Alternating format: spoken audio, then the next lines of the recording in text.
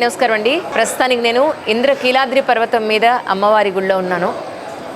శంకర్ శాండిల్య గారు ఈరోజు మనకి చాలా మంచి విషయాలు చెప్తానన్నారు. అందువల్ల ఇక్కడికి రావడం జరిగింది. వెళ్దాము మరి.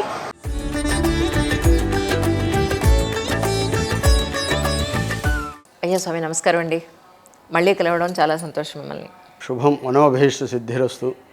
ఇందాక నిన్న మేము విజయవాడ వచ్చేటప్పుడు ఏటో దీపాలు పట్టుకుని ఎర్రటి డ్రెస్లో పౌర్ణమి రోజు అని చెప్పని అంటూ ఉన్నారు. ఆ దీపాలు ఏమిటి, అసలు పౌర్ణమికి ఏం జరుగుతుంది ఇక్కడ అంటే? భవానీ దీక్షల సమయంలో అమ్మవారికి ప్రతి మార్గశిర పౌర్ణమికి కలశ జ్యోతులు అంటారు వాటిని. కలశ జ్యోతులు శివరామ క్షేత్రం అని ఈ దేవాలయానికి ఒక 5 కిలోమీటర్లో ఉంటుంది. ఈ 5 కిలోమీటర్లు కూడా భక్తులు చాలా భక్తి శ్రద్ధలతోటి ఆ భవానీ దీక్ష మాల వేసుకొని ఆ జ్యోతిని అమ్మవారికి సమర్పణ చేస్తారు. అది అలాగే ప్రతి ఊర్లో కూడా ఇలాగే జరుగుతుంది. ఈ ఊర్లో ఒక 50,000 మంది వచ్చారు. అలాగే ఇంకో ఊర్లో కూడా ఇదే విధంగా అటు తూర్పుగోదావరి జిల్లా నుంచి ఇంకా విపరీతంగా చేస్తారు. అంటే మొక్కు ఉంటుందండి? ఇది మొక్కు కాదు, ఇది అమ్మవారికి సమర్పణ. ఇది జ్యోతి సమర్పణ.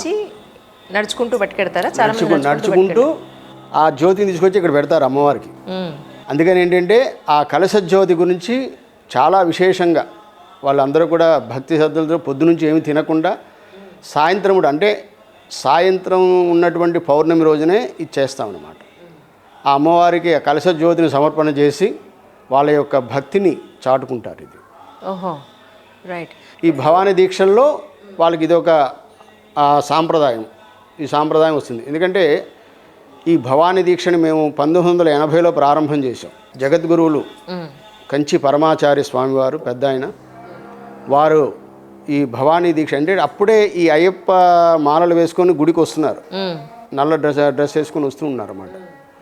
వాళ్ళందరి నుంచి వాళ్ళని అడిగితే ఏంటి ఇదంటే మాకు ఇలా శబరిమల దీక్ష అని చేసి చెప్పారు. అప్పుడు వాళ్ళు ఈ దేవాలయంలో అర్చకుడు ఒక ఆయన, ఇంటికి వంశపారమైన అర్చకులు ఉండేవాళ్ళు ఇక్కడ. అవునండి. ఆ వంశపారం అర్చకుల దగ్గర మేమంతా కూడా అర్చకులుగా ఉండేవాళ్ళం, డిప్యూటీ అర్చకులుగా.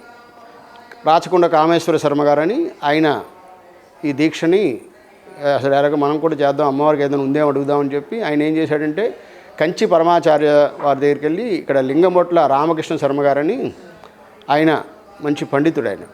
ఆయన కంచి పరమాచార్య వారితో బాగా సఖ్యతగా ఉంటారు. ఆయనతో పాటు వెళ్ళి ఈ భవానీ దీక్ష ఇలాగా ప్రారంభం చేయాలనుకుంటున్నాం అమ్మవారి దగ్గర. అంటే చక్కగా ప్రారంభించవచ్చు, అసలు దీక్ష అంటే అమ్మవారిదే ఉంది అని ఆయన ఒక కథ చెప్పారన్నమాట. అంటే పూర్వం ఈ అర్జునుడు అస్త్రాలు కావాల్సి వచ్చి శ్రీకృష్ణ భగవాన్ని అడిగేట. అంటే అప్పుడు కృష్ణ భగవానుడు భవానీ అమ్మవారిని పూజ చేయి, ఆ అమ్మవారి యొక్క అనుగ్రహం నీకు కలుగుతుంది. అలాగా ఇంద్రకీలాద్రి అనేటువంటి ఒక క్షేత్రం ఉంది నది ఒడ్డున. ఆ ఇంద్రకీలాద్రి క్షేత్రం పైన తపస్సు చేయమని చెప్పి ఆయనకి చెప్పారట. అందుకనే ఈ పాండవ మధ్యముడైనటువంటి అర్జునుడు అమ్మవారి దగ్గరికి వచ్చి అమ్మవారి దగ్గర తపస్సు చేసి పాశుపతాస్త్రాన్ని పొందాడు. ఇక్కడ ఈ కిరాతార్జునం జరిగింది కూడా ఇదే. కిరాతార్జునం జరిగిన ప్రదేశం కూడా అంటే ఇదంతా కూడా అరణ్యం. ఇదంతా అప్పుడు ఇక్కడ ఎవరు లేరు. ఇక్కడ అరణ్యంలో ఇది ఇంద్రకీలాద్రి. ఇంద్రకీలాద్రి అంటే ఎక్కడైతే కృష్ణా నది ఉంటుందో, కృష్ణ వేణి అంటే రెండు నదులు, కృష్ణ ప్లస్ వేణి. ఈ వేణి కృష్ణ అనేటువంటిది కృష్ణవేణిగా తయారైంది మనకి. ఏంటి ఈ యొక్క అమ్మవారి యొక్క కృష్ణానది ఎక్కడైతే ఉంటుందో ఆ పక్కనే ఉండేటువంటి ఇంద్రకీలాద్రి అనేటువంటి క్షేత్రం. అది అద్భుతమైన క్షేత్రం. దుర్గా అమ్మవారు అనేటువంటి అమ్మవారు ఉన్నారు అక్కడ. ఆ అమ్మ దగ్గర తపస్సు చేయమని చెప్పి ఆయనకి చెప్పారట. అప్పుడు అర్జునుడు ఇక్కడ అమ్మవారి దగ్గరికి వచ్చి తపస్సు చేశారట. తపస్సు చేసి అమ్మవారి యొక్క పాశుపతాస్త్రాన్ని అమ్మవారు ఆయనకి ఇచ్చింది. అందుకని ఏంటంటే ఈ దుర్గా అమ్మవారి భవానీ దీక్ష చాలా విశేషమైనటువంటిది. అలాగే ఎంతోమందికి అనుభవం ఉంది. ఎందుకంటే ఆ మొట్టమొదటిసారి దీక్ష తీసుకునే వాళ్ళు నేను కూడా ఉన్నా. 1980లో 45 ఏళ్ల క్రితం నేను కూడా భవానీ దీక్ష అంటే మేమందరం అర్చకులు. కోట సీతారామయ్య గారని ఆయన, కోట వెంకటేశ్వర గారని ఇద్దరు పెద్దవాళ్ళు ఇక్కడ ఉండేవాళ్ళు. వాళ్ళు ఈ దేవాలయాన్ని పరిపాలన చేసేవాళ్ళు. వాళ్ళు ఏం చేశారంటే ఈ దీక్ష మేము కూడా తీసుకుంటాం, మనం అందరం ఇది చేద్దామని చెప్పి అప్పుడు మేమందరం కూడా ఇది భవానీ దీక్షను వేసాం. అప్పుడు మొదటిసారి 25 మంది తీసుకున్నాం ఫస్ట్. దీక్షలో భాగంగా అంటే పొద్దున్న సాయంత్రం కూడా చేయాల్సి అంటే వాళ్ళు ఏం చేయాలంటే ఒక పూటే భోజనం ఉంటుంది, అలాగే నేల మీద పడుకోవటం, బ్రహ్మచర్యం పాటించడం, అలాగే వాళ్ళు నిత్యం కూడా అమ్మవారిని ఏదో ఒక భవానీ యొక్క నామాన్ని స్మరణ చేయటం, చన్నీళ్ళ స్నానం చేయటం, నది ఉంటే నది దగ్గర లేదంటే ఇంట్లో నుంచి చన్నీళ్ళు స్నానం చేయటం, చక్కగా ఈ 40 రోజులు అంటే 40 రోజులు మండల దీక్ష ఇది. అలాగే అర్ధమండల దీక్ష 20 రోజులు మా అర్ధమండల దీక్ష ఉంటుంది. ఇలాగా ఈ యొక్క భవానీ దీక్షను చేయొచ్చు అని చెప్పి శ్రీముఖాన్ని స్వామివారు ఇచ్చారు, కంచి స్వామివారు, పరమాచారి వారి అనుగ్రహంతో ప్రారంభమైన ఈ భవానీ దీక్ష ఆయన 1982లో ఇక్కడికి వచ్చారు. ఆయన పరమాచార్య వారు వచ్చి అమ్మవారి దగ్గర, అంటే అప్పుడు ఈ అమ్మవారి దగ్గర లోపల కొంచెం ఇరుగ్గా ఉండటం చేత కొంచెం పెద్దది చేశారు. అప్పుడు 3 మాసాలు దేవాలయం కట్టేశారు, లోపల అమ్మవారి దర్శనం లేదు ఎవరికప్పుడు.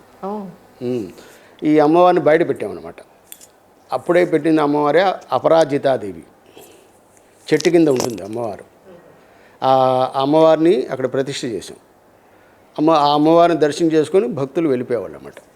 అలాగే 3 మాసాలు ఇక్కడ జరిగింది. తర్వాత స్వామివారు వచ్చి ఇక్కడ కుంభాభిషేకం చేసి పరమాచార్య వారు ఇక్కడ 3 రోజులు ఉండి ఆయన చేశారు.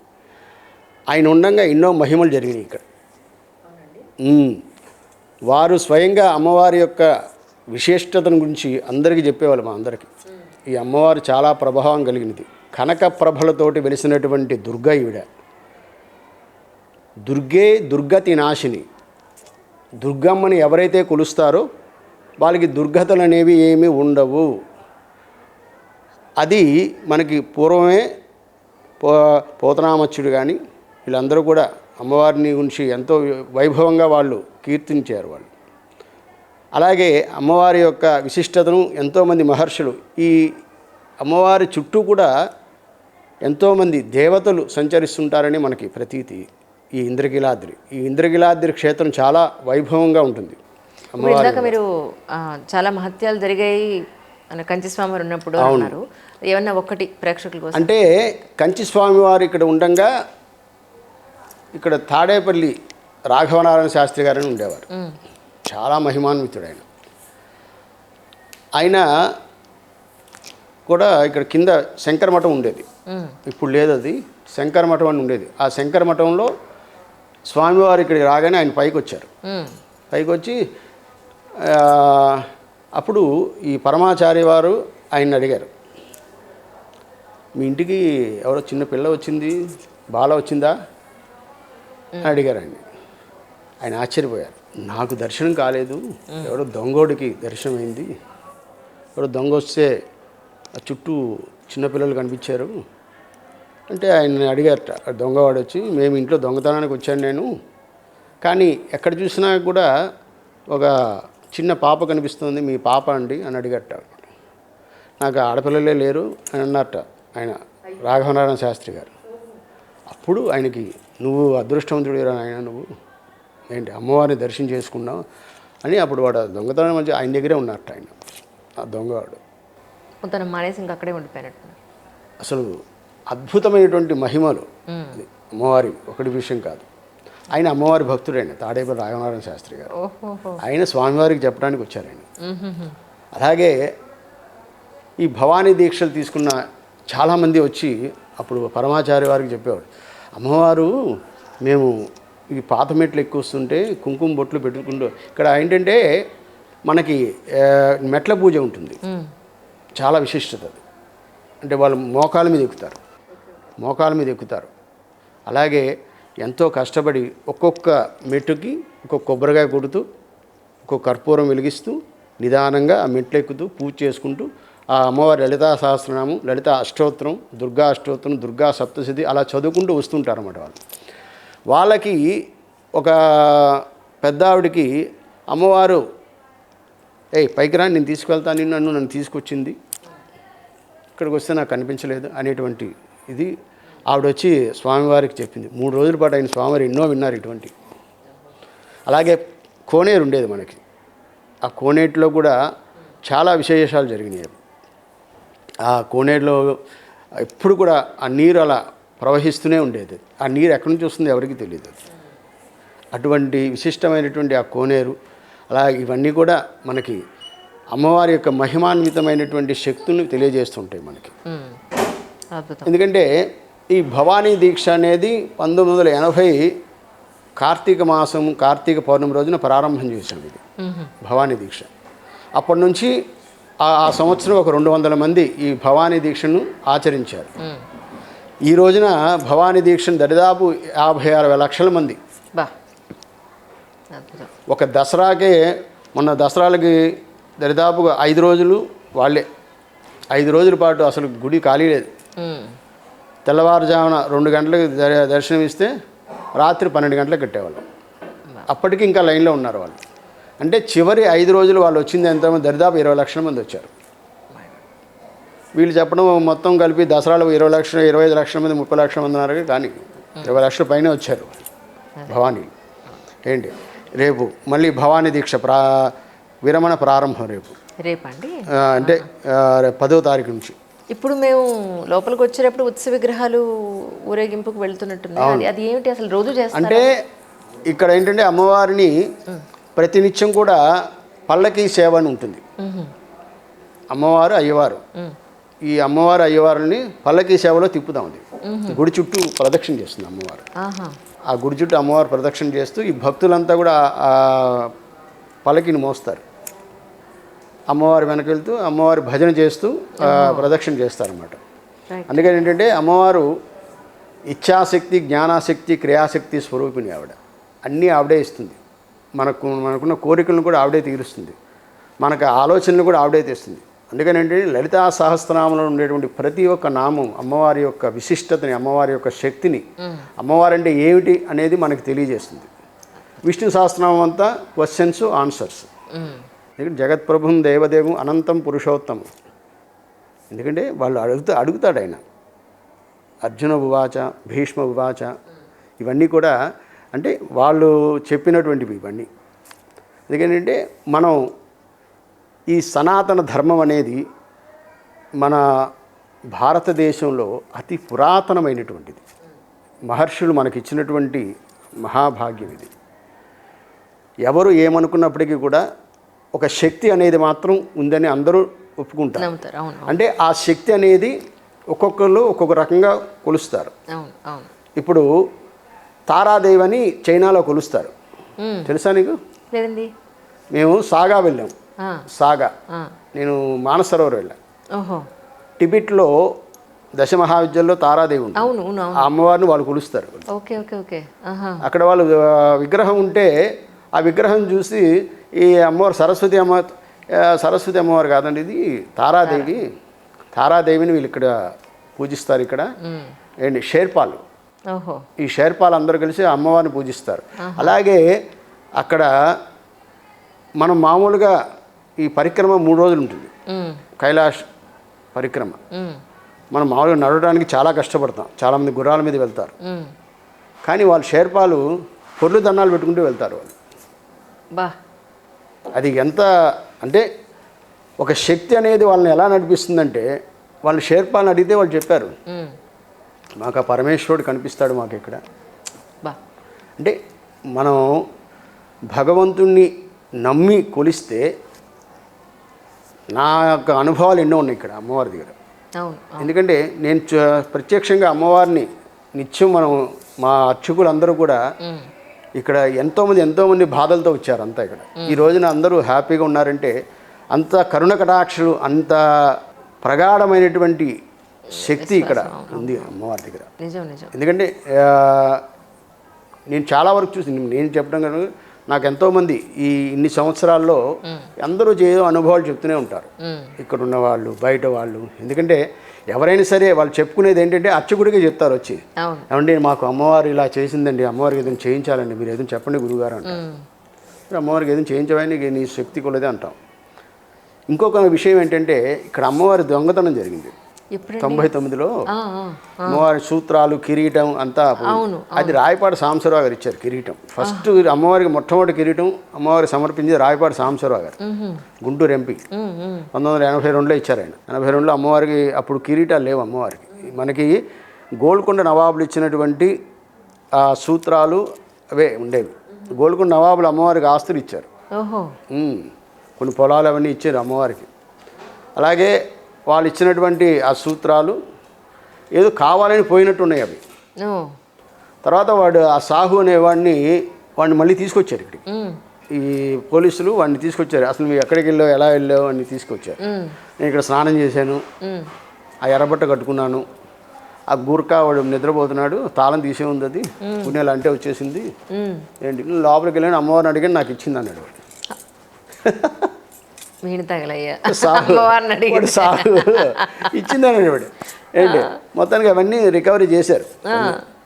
అంటే వాడు చెప్పాడు, వాడు ఇక్కడికి వస్తే ఏం చేశారో లోపలికి అంటే, నేను ఇలాగ అమ్మవారి ఖడ్గమాల చదివానని చెప్పాడు. నేను ఖడ్గమాల చదివాను ఇక్కడ అంటే. వాడు ఎంత పూర్వం ఒక 20-30 నెల రోజుల నుంచి ఇక్కడే ఉన్నాడు వాడు.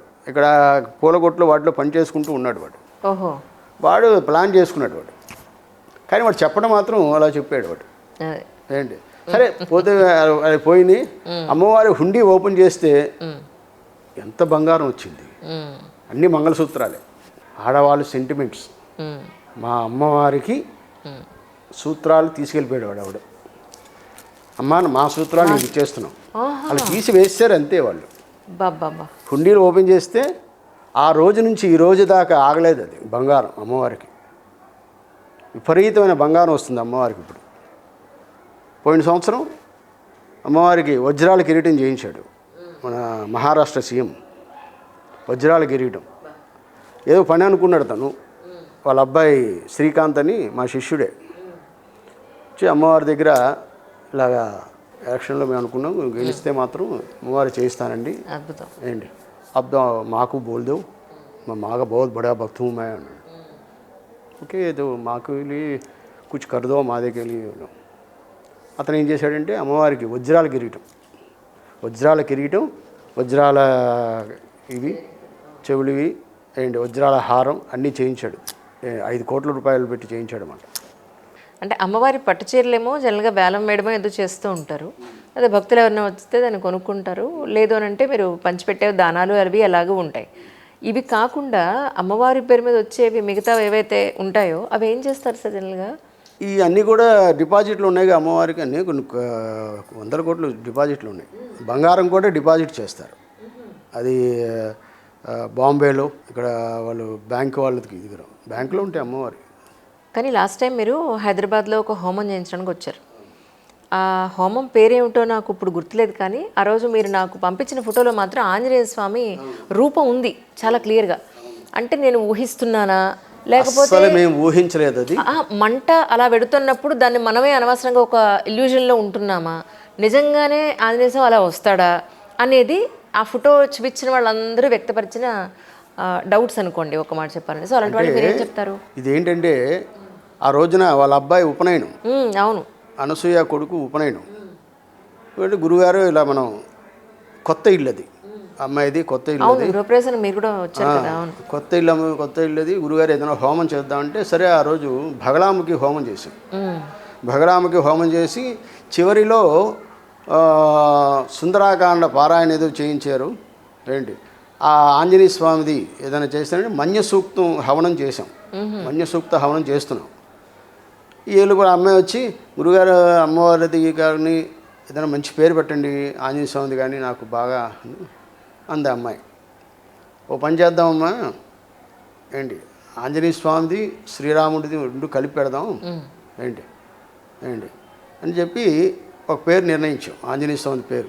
వెంటనే అయిపోయిన తర్వాత వాడు ఫోటోలు తీస్తున్నాడు, ఒక కుర్రాడు కెమెరామెన్ ఫోటోలు తీస్తున్నాడు. ఫోటోలు తీస్తుంటే వాడు చూసి గురూజీ ఈ ఫోటోలు చూడండి అని ఇస్తాడు. చూస్తే అలా ఆంజనేయ స్వామి వచ్చేసాడు. సరే అనసూయ చూపించా, అనసూయ నీ కోరిక నెరవేరింది, స్వామివారు వచ్చారులే అన్న.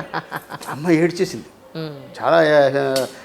అమ్మాయి కళ్ళం నీళ్ళు వచ్చేసి అక్కడ ఉన్న వాళ్ళందరూ కూడా ఇటువంటి అనుభవాలు చాలా ఉన్నాయి. అంటే జనరల్గా హోమానికి ఉన్న ప్రాశస్త్యం ఏమిటి? ఇప్పుడు జనరల్గా ఏ హోమం దేనికి పనికొస్తుంది అని అంటే ప్రజలు చాలామంది అనుకుంటారు పిల్లల గురించో, ఉద్యోగం గురించో, లేకపోతే కోర్టు కేసుల గురించో, ఇంట్లో ఉన్న దంపతుల మధ్య గొడవల గురించో, ఇలా రకరకాలైన సమస్యలతో బాధపడుతున్న సమాజం కదా మంది.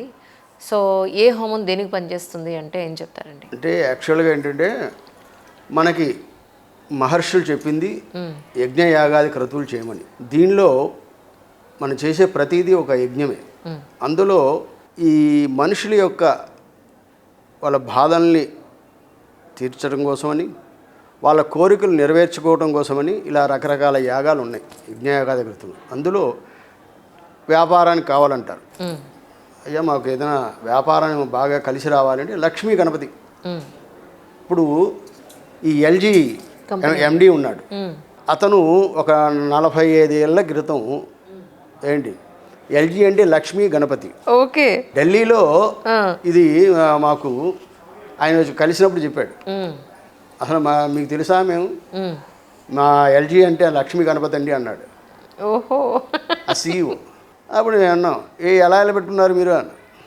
మాకు యాగం చేసామండి మేము, లక్ష్మీ గణపతి యాగం చాలా పెద్ద యాగం చేసాము మేము హరిద్వార్లో.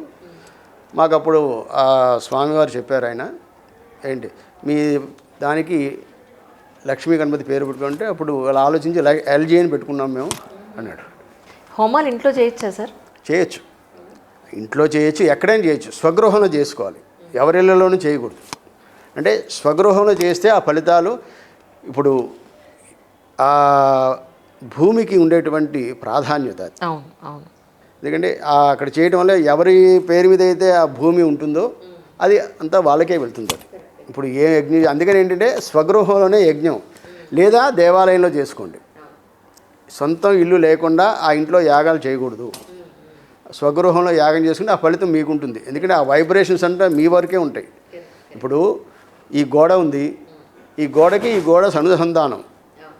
అలాగే ఈ యాగం చేసి అది నీకే సంధానం అవుతుంది, కానీ నీ పేరు మీదే ఉంటుంది మొత్తం. అది నీ యొక్క కష్టార్జితమే కదా ఆ గృహం. ఏంటంటే అందుకనంటే నువ్వు అద్దెకవాడు చేసినా కూడా ఆ ఫలితం ఆ యజమానికే వస్తుంది. అందుకనంటే ఇలాగా యజ్ఞయాగాది క్రతువులు అనేది మనం దేశం కోసం చేసేవి కొన్ని ఉంటాయి. దేశంలో జరిగేటువంటి అవయోగాలు పోవడం కోసమని కొన్ని యాగాలు చేస్తాం. అలాగే ప్రకృతి వైపరీత్యాల కోసమని కొన్ని యాగాలు చేస్తాం. ప్రకృతి వైపరీత్యాలు జరగకుండా కొన్ని యాగాలు జరుగుతుంటాయి. అలాగే ఇప్పుడు భార్యాభర్తలు సంతానం ఉండదు, దానికోసం ఏదో సుబ్రహ్మణ్య స్వామి హవనమనం ఏంటి ఇలాగా సుబ్రహ్మణ్య స్వామి హవనం చేస్తే సంతానం కలుగుతుంది. హవనం ఉన్నా హోమం ఉన్నా ఒకటేనండి? హవనం అంటేనే హరించేది, మన యొక్క అవయోగాలన్నీ హరించేటువంటి. ఎందుకంటే యజ్ఞపురుషుడు స్వయంగా వచ్చి తీసుకునేది అది. ఇప్పుడు యజ్ఞంగా ఎప్పుడైతే మనం ఈ హవిస్ అంటాం, హవిస్ అంటే వాళ్ళకి ఆహారం. ఈ హవిస్ ఎప్పుడైతే దానిలో వేసామో ఏంటి ఓం యజ్ఞాయ స్వాహ యజ్ఞాయేదన్న మమ అని చెప్పగానే యజ్ఞాయ స్వాహ అనగానే ఆ యజ్ఞ పురుషుడు తీసుకుంటాడు. అది తీసుకొని అందరికీ నువ్వు ఎవరికైతే ఇవ్వాలనుకున్నావు, ఏంటి ఫలాని లక్ష్మీ గణపతికి నేను ఇవ్వాలనుకుంటున్నాను ఈ హోమం, మీ అందరి యజ్ఞ పురుషుడు తీసుకుంటాడు. అది ఏంటంటే భగవంతుణ్ణి స్వయంగా వచ్చి అక్కడ కూర్చోమని చెప్తున్నారు వీళ్ళు ఆ మంత్రంతో. మమాభిముఖో భవ సుముఖో భవ సుప్రసన్నో భవ స్థిరాసనం కురు అంటే అందుకనే మంత్రాధీనంతు దైవతం. కానీ ఈ రోజుల్లో ఒక హోమం చేయాలి అంటే అసలు మధ్యతరగతి వాళ్ళకి సాధ్యపడే అవకాశమేనంటారా? ఎవరికైనా సాధ్యమే. ఇప్పుడు 4 దర్భలు తీసుకొని ఏంటి ఒక ఇన్ని కట్టిపుల్లలు తీసుకొని ఒక బ్రాహ్మణ్ణి చూసుకొని నాకు చిన్న హోమం ఏదో నాకు చేయించండి అంటే 200 రూపాయల్లో కూడా అయిపోతుంది. వాళ్ళ పరిధిలో వాళ్ళు తీసుకుంటారు. అలా కాదు మాకు బ్రహ్మాండంగా ఉండాలి అనేది 10 లక్షలు ఖర్చు పెట్టాడు వాడు. 10 లక్షలు ఖర్చు పెడితే ఒక శతచండీ యాగం ఉంది, 100 సార్లు చేయాలి అది. అంటే 100 మంది కూర్చొని చేస్తారు అది. కరెక్ట్. అలాగే సహస్ర చండీ ఉంటుంది, ఒక 1000 మంది కూర్చుంటారు. అలాగే 10,000 మందితో ఆయన చేశాడు, కేసీఆర్ గారు చేశాడు. అవును అవును అవును. అటువంటి ఎన్నో యజ్ఞయాగాలు జరుగుతున్నాయి. హరిద్వార్లో ప్రతినిత్యం యజ్ఞం లేకుండా ఎక్కడ ఉండదు. హరిద్వార్, కేదార్, బదరి, అలాగే రుద్రప్రయాగం, కర్ణప్రయాగ, ఇక్కడ అన్నీ కూడా ఉత్తర కాశీలో ఎప్పుడు యజ్ఞయాగాది క్రతువులు జరుగుతూనే ఉంటాయి అక్కడ. అలాగే ఇటువైపు కాశీ క్షేత్రంలో. ఎందుకంటే ఈ సప్తమోక్షపురుల్లో మనకి సప్తమోక్షపురులు ఉన్నాయి 7. దానిలో మొట్టమొదటిది కాశీ, 2 హరిద్వార్, ఉజ్జయిని, కాంచి, ఇలాగా ద్వారక, ఈ సప్త మోక్షపురుల్లో కూడా మనం ఏ యజ్ఞం చేసినా, చిన్న యజ్ఞం చేసినా కూడా చాలు విశేషమైన ఫలితం. అలాగే యజ్ఞం అంటే ఇది హోమం. యజ్ఞం అంటే ఇవి కూడా ఉన్నాయి. పితృయజ్ఞం ఉంటుంది, పితృయజ్ఞం ఉంటుంది ఏంటి. అలాగే ఈ పంచయజ్ఞాలు ఉంటాయి, ప్రతినిత్యం చేయవలసిన యజ్ఞాలు ఉంటాయి. మనం ఆ పంచయజ్ఞాలు కూడా ప్రతినిత్యం చేస్తూ ఉంటారు అంతా. ఎందుకంటే అవన్నీ మనకి ధర్మ శాస్త్రంలో రాసి పెట్టినవి అటువంటి. కానీ చాలామంది ఎక్కడెక్కడో ఉన్న గుళ్ళకు పెడుతూ ఉంటారు.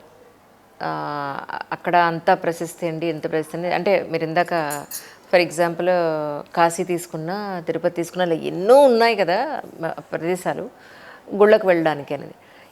నాకేమనిపిస్తుంది అంటే ఇంత డబ్బు ఖర్చు పెట్టుకుని, ఇంత శ్రమపడి ఆ లైన్లో నుంచుని పిల్ల చిల్లతోటి, ఆ చంటి పిల్లలతోటి ఇన్ని కష్టాలు పడ్డాం అవసరమా? ఇంట్లో ఉండి కూడా మనం భక్తితో భగవంతుడికి దండం పెట్టుకుంటే అక్కడ వచ్చే ఫలం ఇక్కడ రాదంటారా? అంత కష్టపడడం దూరం వెళ్ళాలంటారా? మనకి తీర్థయాత్ర అని పెట్టారు. ఇది మనం పూర్వీకులంతా కూడా అది పెట్టిన విధానం వేరేది. అది ఎందుకు పెట్టారంటే, పూర్వీకులు పెద్దవాళ్ళు అయిపోయిన తర్వాత వాళ్ళు కాశీకి వెళ్ళాలంటే ఏంటి, ఇక్కడ కాశీకి వెళ్తే తిరిగి వచ్చేవాళ్ళు కాదు వాళ్ళు. అవును, అప్పట్లో అవును. వాళ్ళు ఎందుకంటే అప్పుడు ఈ రవాణా సౌకర్యాలు ఏమి ఉండేవి కాదు. ఇక వాళ్ళు వెళ్ళి అక్కడే ఉండిపోయేవాళ్ళు. అది తీర్థయాత్రలు అంటే అలా చేసేవాళ్ళు పూర్వం. అలాగే హరిద్వార్ లాంటి క్షేత్రాలు కానీ ఏంటి, ఇప్పుడు మనకి అన్నీ అందుబాటులోకి వచ్చినాయి కాబట్టి ఫ్లైట్లో వెళ్ళిపోతున్నాయి, గంటలో వెళ్ళి 2 గంటల్లో తిరిగి వచ్చేస్తున్నారు. కానీ అసలు వీళ్ళు ఎందుకు వెళ్తున్నారు అనేటువంటి ఎవరికి తెలియదు వాళ్ళకి. ఏదో వాళ్ళు యూట్యూబ్లో చెప్పారు ఏంటి, ఇంకేదో పుణ్యం వచ్చేస్తుంది, పురుషార్థం వస్తుందని అక్కడికి వెళ్ళి చచ్చిపోతున్నారు. ఒకరినొకరు మీద ఎక్కేసి అది అన్ని కోట్ల మంది. అదే కదండి బాధ నిజంగా. అంటే ఎక్కడికి వెళ్ళినా అలాగే ఉంది. ప్రస్తుతం ఏంటంటే భక్తి అనేది ఒక ఫ్యాషన్ అయిపోయింది. భక్తి అనేది వాళ్ళు పక్క వాళ్ళు వెళ్తున్నారు కాబట్టి నేను కూడా వెళ్ళాలి అక్కడికి. ఒక 40 ఏళ్ళ క్రితం ఈ దేవాలయంలో మేము ఉదయం 6:30కి దేవాలయం తెరిచేవాళ్ళం. అమ్మవారికి ఇది బాలభోగం, ఇవన్నీ అమ్మవారికి బాలభోగం పెట్టేవాళ్ళం. చక్కగా అమ్మవారికి పూజా కార్యక్రమాలు చేసేవాళ్ళం. 9 గంటలకు 10 గంటలకి ఒక 100 మంది 50 మంది వచ్చేవాళ్ళు. 11 గంటలకి నైవేద్యం పెట్టి కట్టేసేవాళ్ళం. 4 గంటలకు తీసేవాళ్ళం. 4 గంటలకు తీసేవాళ్ళం. 7:30కి అసలు ఒక్క పురుగు ఉండేది కాదు ఇక్కడ. ఏంటి, ఈ భవానీ దీక్షలు ప్రారంభమైన తర్వాత కొంచెం బాగా పెరిగింది. అమ్మవారికి ఆదాయం బాగా పెరిగింది. మనకి అప్పుడు హుండీలు తెరిస్తే ఎంత వచ్చేది, 6 నెలలకు ఒకసారి హుండీలు తెరిచేవాళ్ళు. 6 నెలలకు 4 నెలలకి హుండీలు తెరిస్తే మహా అయితే 4-5 లక్షలు వచ్చేది అప్పట్లో. ఏంటి, అమ్మవారికి చీరలు కానీ, పట్టు చీరలు కానీ మేమే ఇక్కడ షావుకారుల దగ్గరికి వెళ్ళి అమ్మవారికి దసరాలో పట్టు చీరలు కావాలండి మీ తరపున ఏమనంటే, ఇక్కడ 1 టౌన్లో కొంతమంది వైశ్యులు ఉన్నారు. ఈ వెల్లంపల్లి శ్రీనివాస్ అని వాళ్ళ ఫాదర్స్ వాళ్ళందరూ కూడా అమ్మవారి భక్తులు బాగా. వాళ్ళు అమ్మవారికి ఏది కావాలన్నా వాళ్ళ దగ్గరికి వెళ్ళి చేయించేవాళ్ళం మేమంతా. అలాగే మేము వెళ్ళి తీసుకునేవాళ్ళం. ఈరోజు అమ్మవారికి 100 కోట్లు వస్తుంది. ఈరోజు అమ్మవారికి 100 కోట్లు ఉంది. ఏంటి, అలాగే అమ్మవారికి ప్రతినిత్యం 5,000 మందికి అన్నదానం జరుగుతుంది. 5,000 మందికి అన్నదానం జరుగుతుంది. అలాగే అమ్మవారికి విశేషమైన పూజలు నిత్యం జరుగుతున్నాయి ఇక్కడ. అందుకే అమ్మవారికి వేద పండితులు ఉన్నారు ఇక్కడ. ఏంటంటే ఆ నిత్యం కూడా ఆ వేదాన్ని వాళ్ళు వల్లిస్తూ ఉంటారు అన్నమాట. వేదఘోష నిత్యం జరుగుతుంటుంది. అందుకని ఆ వైబ్రేషన్స్ మనం దేవాలయానికి వెళ్ళే దేనికంటే కేవలం అక్కడ అమ్మవారిలో ఏమి ఉండదు. అక్కడ అమ్మవారు అలా ఉంటుంది అంతే. కానీ జగద్గురువులు ప్రతిష్ఠ చేసినటువంటి ఆ శ్రీచక్రంలో ఉండేటువంటి నవ ఆవరణలు, ఒక్కొక్క ఆవరణకు ఒక్కొక్క విశిష్టత స్వామివారు చెప్పారు మనకి. ఈ 9 ఆవరణలోని అమ్మవారు నిక్షిప్తమై ఉంటుంది అమ్మవారు. తర్వాత బిందు స్వరూపిణి, బిందు రూపంలో అమ్మవారు ఉంటుందన్నమాట. అందుకని ఏంటంటే ఆ అమ్మవారి యొక్క శక్తి అంతా కూడా ఆ శ్రీచక్ర స్వరూపిణి శ్రీమద్ త్రిపుర సుందరి.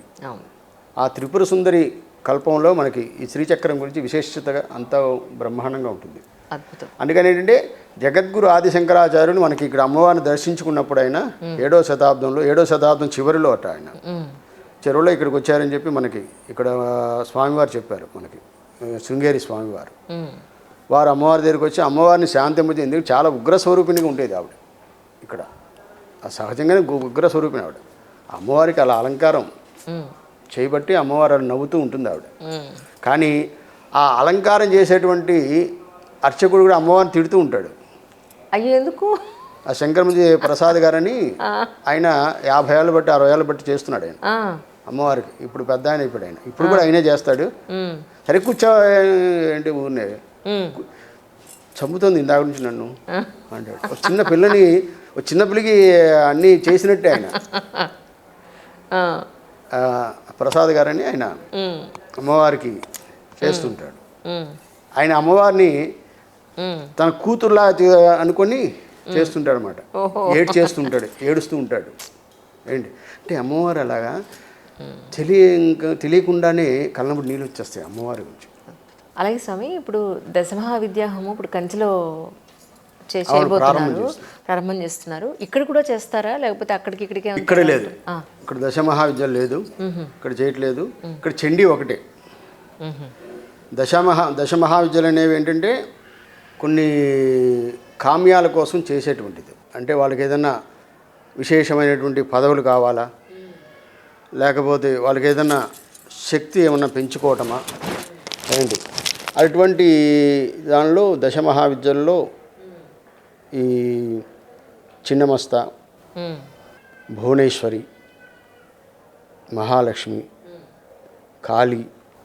చిన్నమస్త అనేది కొంచెం కాలరాత్రి, చిన్నమస్త ఇవన్నీ కూడా కొంచెం తాంత్రికం అవి. ఓహో. యాక్చువల్గా కాంచివారు బాగా చేస్తారు అది. ఎందుకంటే కంచి వాళ్ళ సాంప్రదాయంలో చాలా విశిష్టతలు ఉన్నాయి. ఓహో. శృంగేరి వాళ్ళదేమో కొంచెం సాంప్రదాయం వేరుగా ఉంటుంది వాళ్ళది, కంచి వాళ్ళది వేరు. రైట్. అంటే యాక్చువల్గా అంటే జగద్గురు ఆదిశంకరాచార్యులు మనకి 782 మనకి అంటే శృంగేరి పరంపర. ఎందుకంటే జగద్గురు ఆదిశంకరాచార్యులు మనకి ఆమ్నాయ పీఠాలు 4 స్థాపించారు. ధర్మపీఠాలు 4 ఉన్నాయి మనకి. 4 వైపులా 4 ఉంటాయి. 4 ధర్మాలు: శృంగేరి, పూరి, ద్వారక, కేదార్. వీళ్ళు చెప్పేది ఏంటంటే వాళ్ళు రాసే దాని ప్రకారం కంచి కూడా మన జగద్గురు ఆదిశంకరాచార్యులదే అంటారు వాళ్ళు. దాని గురించి ఇంకేదో జరుగుతుంది కానీ అయితే వాళ్ళ దాన్ని బట్టి 2000 సంవత్సరాలు పూర్వమే అంటారు వాళ్ళు. క్రీస్తు పూర్వం ఉంటుంది అది. క్రీస్తు పూర్వం 48 అని వాళ్ళది ఉంటుంది. కానీ జగద్గురు ఆదిశంకర నేను అస్ట్రాలజీలో చదువుకున్నది కూడా మాకు యాక్చువల్గా ఏంటంటే అస్ట్రాలజీ నేను చదువుకున్నది. దానిలో నాకు ఇచ్చిన అన్ని డేట్ ఆఫ్ బర్త్లు ఇస్తారు. అంటే జగద్గురు ఆదిశంకరాచార్యులు ఇచ్చింది మనకి ఆఫ్టర్ AD 788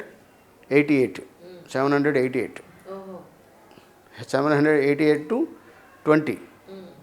820 820 కేవలం 32 సంవత్సరాలు ఉన్నారు ఆయన. ఎలా కాలం చేశారండి అంత? ఆయన వారికి కాలం చేయటం కాదు అది. ఆయన అలాగా హిమాలయాల్లో వెళ్ళిపోయారు. చివరి ఇది కేదార్నాథ్. కేదార్ నుంచి ఇక వెళ్ళిపోయారు. ఇక ఎవరికి కనిపించలేదు, ఇంకెవరికి కనిపించలేదు. అందుకని ఏంటంటే కేదార్లో ఆయన విగ్రహాన్ని పెట్టారు అక్కడ కేదార్నాథ్లో. ఆ కేదార్నాథ్ దాటిన తర్వాత ఆయన హిమాలయాల్లో కలిసిపోయారు. అంతే చివరి ఇది అయింది. ఎందుకంటే ఆయన చివరి క్షణాలన్నీ కూడా అటువైపే. అందుకని అక్కడ పీఠాలు ఉన్నాయి ఆయనవి. కేదారం చివరి పీఠం అది.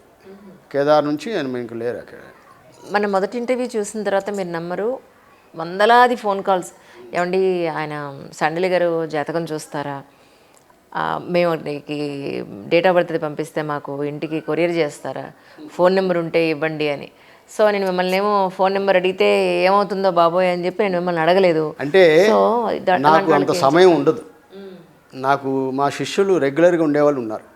నేను చెప్పేది ఎందుకంటే నేను ఒక జాతకం చూడాలంటే నాకు ఒక 6 మాసాలు పడుతుంది.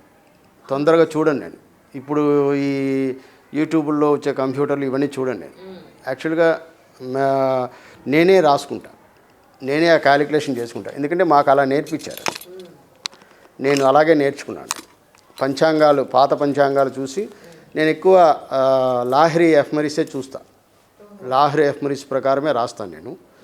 అయితే ఇప్పుడు ఏంటంటే రకరకాలుగా ప్రిడిక్షన్స్ చెప్పడం, ఏంటి జనాల్ని మభ్యపెట్టడం, జనాన్ని దోచుకునేటువంటి పరిస్థితి ఇప్పుడు ఎక్కువగా ఏర్పడింది. కానీ జ్యోతిష శాస్త్రాన్ని ఎంత జాగ్రత్తగా చెప్పగలిగితే అంత మంచిగా చెప్పొచ్చు. ఎందుకంటే మహర్షులు అంత గొప్పగా రాశారు ఈ శాస్త్రాన్ని. సో మీరు జాతకాన్ని నమ్ముతారు అలా అయితే? ఎందుకంటే నేను మొట్టమొదట ఈ జాతకాన్ని నమ్మిందే ఒక పుస్తకం చూసి నమ్మాను నేను. నాకు ద్వాదశ భావాలనేటువంటి ఒక పుస్తకం దొరికింది నాకు 1981లో అలంకార సెంటర్లో, ఇక్కడ విజయవాడ అలంకార సెంటర్లో ఎక్కడ పడితే పుస్తకాలు పడేసి అమ్ముతూ ఉండేవాళ్ళు, పాత పుస్తకాలు. నాకు ఈ పాత పుస్తకాల మీద కొంచెం ఇష్టం ఎక్కువ. అందుకని ఏంటంటే అవి వెతుకుతుంటే దానిలో ఒక ద్వాదశ భావాలు అనేటువంటి ఒక పుస్తకం దొరికింది నాకు. అంటే అసలు ఈ ద్వాదశ భావాలు అంటే ఏమిటో చూద్దామని చెప్పి చదివితే అందులో నా రాశి ఉంది. ఇలాగా ఉత్తరాషాఢ నక్షత్రం, మకర రాశి. మీద నాది కూడా సేమ్ సార్. ఉత్తరాషాఢ నక్షత్రమే మకర రాశి. ఉత్తరాషాఢ నక్షత్రం వాళ్ళ లక్షణాలు ఇలా ఉంటాయి. వాళ్ళు ఎవరిని లెక్క చేయరు, చాలా సిన్సియర్గా ఉంటారు. ఏంటి వాళ్ళకి ఈ దైవ భక్తి ఇవన్నీ కూడా చక్కగా ఉంటాయి. ఏంటి వాళ్ళు మంచి అభివృద్ధి చెందుతారు. ఏంటి అని నా క్యారెక్టర్ చాలా వరకు దానిలో సరిపోయింది. నా క్యారెక్టర్స్ ఏదో బాగుంది, ఇది జ్యోతిష శాస్త్రంలో నమ్మదగినటువంటి శాస్త్రం ఇది అని చెప్పి ఇక్కడ ఏలూరు దగ్గర నాకు అప్పుడు ఉపనయనం గుళ్ళో వాళ్ళే చేశారు, కోట వెంకటేశ్వర గారని. మీరు చిన్నప్పటి నుంచి గుళ్ళోనే కదా పెరిగింది. ఫస్ట్ ఇంటర్వ్యూలో మొత్తం ఉంది, మీరు చూస్తే కనుక చాలా డీటెయిల్గా చెప్తారు. అసలు నాకెవరు లేరు, నాకున్నది అంతా ఆవిడే. ఎందుకంటే అలా పెరిగాం చాలా. అసలు మీ కళ్ళలో నీళ్ళు.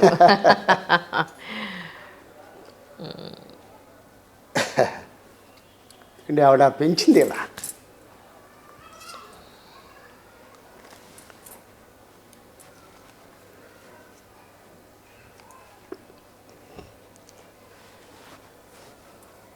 అంటే ఒక్క నన్నే కాదు, ఎవరినైనా సరే నేను చూసాను చాలామంది గుడి మీద.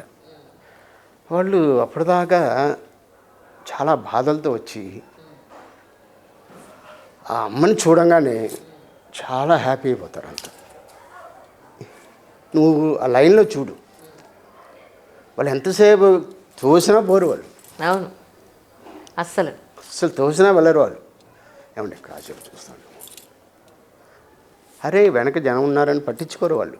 ఇంకేదంటే అక్కడ కూర్చొని ఇక్కడ అమ్మవారి గురించి అలా చూస్తూ ఉంటారు వాళ్ళు. అంటే నేను ఎందుకు ఇంతగా చెప్తున్నానంటే అసలు ప్రతి ఒక్కరు కూడా అమ్మల గన్నయ్యమ్మ, ముగ్గురమ్మల మూలపుటమ్మ, చాలా పెద్దమ్మ. ఆవిడేంటంటే మన ఇంటికి పెద్దమ్మలాగా. నేను భారతదేశం మొత్తం తిరిగా, ఎక్కడ చూసినా కూడా మన దుర్గా అమ్మవారి లాగా చక్కగా ఏదో మనం పలకరించినట్టే ఆవిడ. అంత మహిమాన్విత గల మహాశక్తి ఈవిడ అమ్మవారు. అమ్మవారి గురించి అసలు తెలిసిన మన కళ్ళమట్ట ఆనంద బాష్పాలు అలా వస్తుంటే అమ్మవారి దగ్గర. కానీ విజయవాడ వచ్చిన ప్రతిసారి మీతో ఇలా మాట్లాడడం, ఏదో కాన్వర్జేషన్ చేయడం, 4 మంచి విషయాలు మీతో మాట్లాడడం, అది ప్రజల వరకు చేరవేయడం అనేది చాలా సంతోషం ఉంటుంది. ఎందుకంటే చాలా మంచి కార్యక్రమం ఇది. ఎందుకంటే నాకు బాగా ఇష్టమైనటువంటి కార్యక్రమం. నేను చాలామందికి ఇంటర్వ్యూలు ఇచ్చాను, నేను చాలామంది నా దగ్గర తీసుకున్నారు. కానీ ఇది మాత్రం నాకు బాగా అసలు కనెక్ట్ అయ్యారు అంతా, విపరీతంగా కనెక్ట్ అయ్యారంతా. అమ్మవారి అనుగ్రహం చేత అందరూ బాగుండాలి. ఆ అమ్మ యొక్క అనుగ్రహం. అలాగే భవానీ పరులకి ప్రత్యేకంగా చెప్పేది ఏంటంటే, ఈ భవానీ దీక్ష సమయంలో అందరూ కూడా ఈ కృష్ణానది స్నానం ఇవన్నీ చేసేటప్పుడు వాళ్ళ వస్త్రాలు ఇష్టం వచ్చినట్టు ఎక్కడెక్కడ పడేయకండి. ఎందుకంటే పర్యావరణాన్ని కాపాడటం అనేది ప్రతి భవానీ యొక్క లక్ష్యం ఇది. కాబట్టి అందరూ కూడా, ఎందుకంటే ప్రతి సంవత్సరం కూడా ఎందుకంటే చూస్తున్నాం వాళ్ళు ఏంటంటే చాలా బట్టలన్నీ అక్కడ పడేయటం, తర్వాత తీయటం మాకు చాలా ఇబ్బంది అయిపోతుంది. ఈ దేవస్థానంలో ఇంగ్లీష్ సెక్షన్ కానీ వాళ్ళు ఈఓ గారికి బాగా ఇబ్బంది అయిపోతుంది అన్నమాట. కాబట్టి ఎందుకంటే చాలా భవానీలందరూ కూడా చక్కగా అమ్మవారి దర్శనం చేసుకోండి. అమ్మవారి నామస్మరణ చేయండి. చాలా చక్కగా ఏర్పాట్లు చేశారు ఈవో గారు ఇక్కడ అన్నీ కూడా. ఎందుకంటే ప్రభుత్వం కూడా చాలా పకడ్బందీమైన ఏర్పాట్లు భవానీ దీక్షలకి ప్రత్యేకంగా. ఎందుకంటే గిరి ప్రదక్షిణ అత్యంత వైభవంగా రోడ్లన్నీ కూడా చాలా బాగా చేశారు. ఎక్కడ పడితే అక్కడ అందరికీ కూడా పలహారాలు, పళ్ళు, నీళ్లు ఎక్కడ ఎటువంటి ఇబ్బందులు రాకుండా మన ఈవో గారు కొత్తగా వచ్చారు ఏంటి సీనా నాయక్ గారు కూడా చాలా బాగా చేస్తున్నారు. ఇది అందరికి కూడా చక్కటి మంచి ఏర్పాట్లు అవన్నీ కూడా బాగున్నాయి. చక్కగా భవానీలందరికీ కూడా అమ్మవారి శుభ ఆశీస్సులు, భక్తులందరికీ కూడా దుర్గా అమ్మవారి యొక్క ఆశీస్సుల చేత అందరికీ శుభంగా ఉండాలి.